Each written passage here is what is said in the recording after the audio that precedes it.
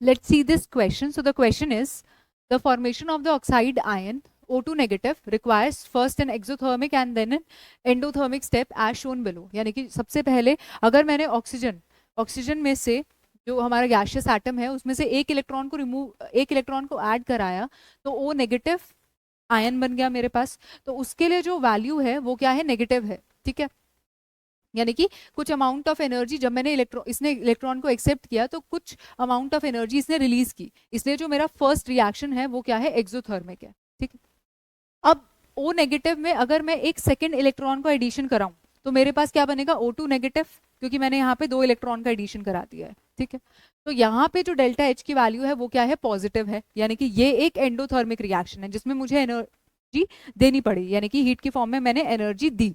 ठीक है, अब ऐसा क्यों है कि जो फर्स्ट रिएक्शन है वो तो एक्सोथर्मिक है और जो सेकंड रिएक्शन है वो एंडोथर्मिक क्यों है फिर? तो ऐसा इसलिए होता है कि जब भी हम किसी भी एलिमेंट में, किसी भी गैशियस एटम में एक इलेक्ट्रॉन को एक्सेप्ट करवाते हैं, ठीक है, तो हमारी कुछ amount of energy suppose release हुई। अब उसी एटम में अगर मैं एक और एडिशनल इलेक्ट्रॉन को ऐड कराना चाहूं तो इनिशियली उसके पास कुछ इलेक्ट्रॉन्स रहे होंगे उस एलिमेंट के पास, है ना।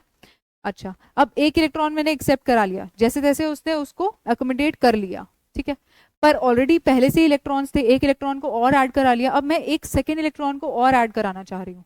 तो अब जो ऑलरेडी प्रेजेंट इलेक्ट्रॉन्स हैं वो उस इनकमिंग इलेक्ट्रॉन को क्या, रिपल्शन फेस कराएंगे, यानी कि जिसको हम बोलते हैं inter electronic repulsion.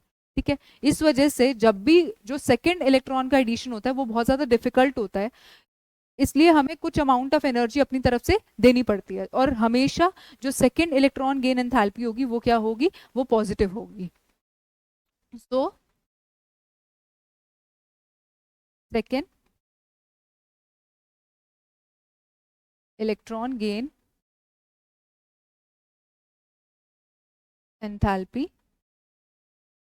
is always positive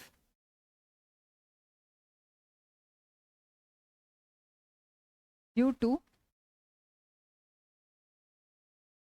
inter-electronic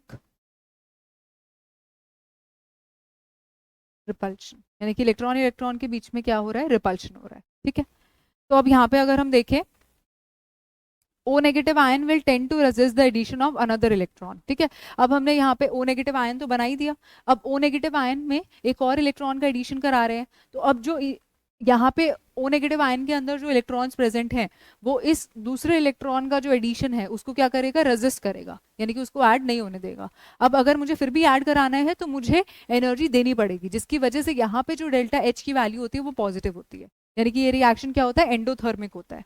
तो this is the correct option, के O negative ion will tend to resist the addition of another electron. So C will be the correct option.